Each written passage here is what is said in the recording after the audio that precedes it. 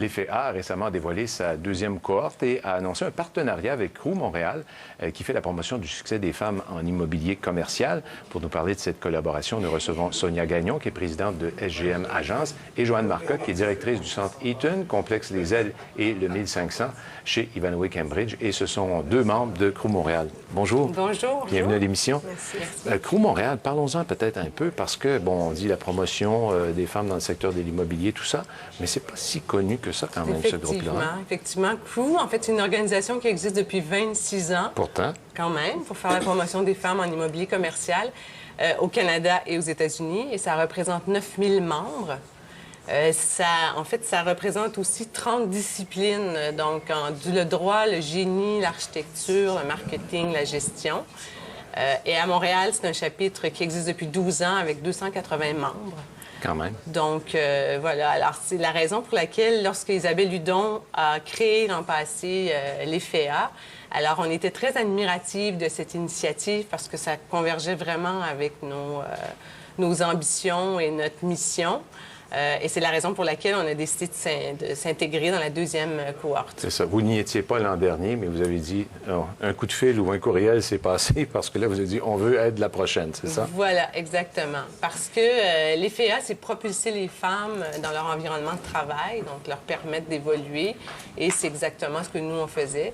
Alors, cette année, on est associé avec deux leaders, deux femmes formidables, dont Joëlle Boisvert, qui est associée et avocate chez Garling, et qui, elle, s'est donnée comme défi d'aider les femmes à monter à l'intérieur de leur entreprise, devenir associées ou même de siéger auprès d'un conseil d'administration.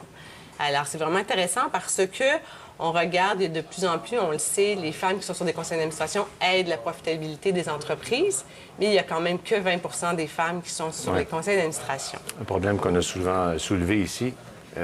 On ne sait pas trop pourquoi. Est-ce que tu as encore un boys club? Mais il n'y a pas assez de femmes au sein des conseils d'administration. Il y a encore un boys club, mais on est en train de le créer, notre club. Je veux dire qu'avec tout le 9000 femmes dans une salle, ça bouge. Et la deuxième leader, c'est Diane Giard, une femme formidable qui est vice-présidente de la Banque nationale et qui, elle, se donne à cœur de permettre aux femmes entrepreneurs de propulser aussi leur entreprise.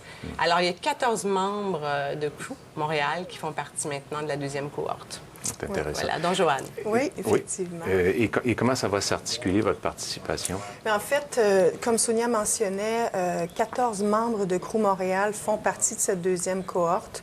10 d'entre elles ont décidé de relever le défi de Joëlle Boisvert, dont je fais partie, et les 4 autres relèvent le défi de Diane Giard.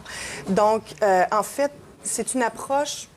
La première chose, je pense, sur laquelle on a mis beaucoup d'emphase, c'est que c'est très important de sortir de sa zone de confort. Là, c'est un peu le fil conducteur tout au long du parcours.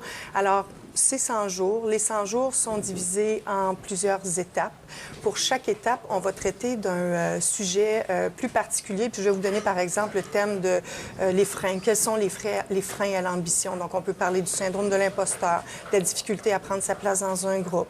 Également, les moyens à prendre pour la gestion de l'échec, pour le langage corporel, hein, parce qu'on sait que le langage corporel, souvent, a autant d'impact que le langage verbal sur l'image qu'on projette et la perception des gens. Également, les capacités de négociation. Donc, plusieurs sujets qui sont traités en différentes étapes. Et à chaque début d'étape, on nous remet une carte d'activité. Donc, c'est un peu l'itinéraire pour cette période d'activité. Donc, une carte d'activité qui va comprendre... En fait, c'est un suivi également qu'on fait tout au long des étapes en particulier. Donc, il va comprendre des vidéos de nos mentors, des présentations avec des experts, certaines lectures qui nous sont proposées, des travaux à faire parfois seuls, parfois en équipe, également des activités, des ateliers qui nous sont proposés à la suite des étapes ou même des activités de réseautage, des activités où on a l'occasion de rencontrer tous les membres de CRU, d'échanger, pas de CRU, mais de l'EFEA, et d'échanger sur la progression durant ce programme. Alors, je vois, c'est très complet et c'est très intense pour les participants, j'ai l'impression. 70 heures de formation. Oui, mais beaucoup d'informations, beaucoup d'expériences qu'on va transmettre aux participants. Ça, c'est très, très important. Tout à fait. Puis, en fait, le succès d'un programme comme celui-là va évidemment avec l'implication et le sérieux qu'on y met, également le support de l'employeur. Le soutien de l'employeur est très, très important, autant financièrement qu'au niveau du temps qu'on doit investir. Et alors là, on va former peut-être les prochaines gestionnaires dans le domaine de l'immobilier commercial. Parlons-en de ce domaine-là, la présence des femmes. Est-ce qu'il y a beaucoup de femmes dans ce domaine-là?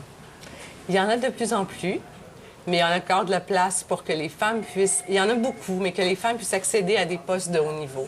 Alors que les femmes puissent devenir présidentes de sociétés immobilières ou avoir des postes d'influence auprès des cabinets d'avocats ou de génie, etc. Alors, c'est là-dessus sur lequel on travaille très fort depuis toutes ces années, mais il y a une très bonne évolution aussi. Ah, donc, ça peut être une carrière très intéressante donc pour les femmes qui nous écoutent. Il y a de la place, il y a des défis intéressants, très intéressants à relever. Tout à fait. C'est passionnant. C'est un monde qui évolue et c'est passionnant. Vous en êtes la preuve. Oui, on adore. On vous souhaite une excellente participation à l'EFEA. On va suivre ça avec beaucoup d'intérêt. Merci. Merci d'être venu nous en Merci parler. beaucoup. Bonne fin de journée. Merci. On fait une courte pause, mesdames et messieurs. On sera de retour dans un instant.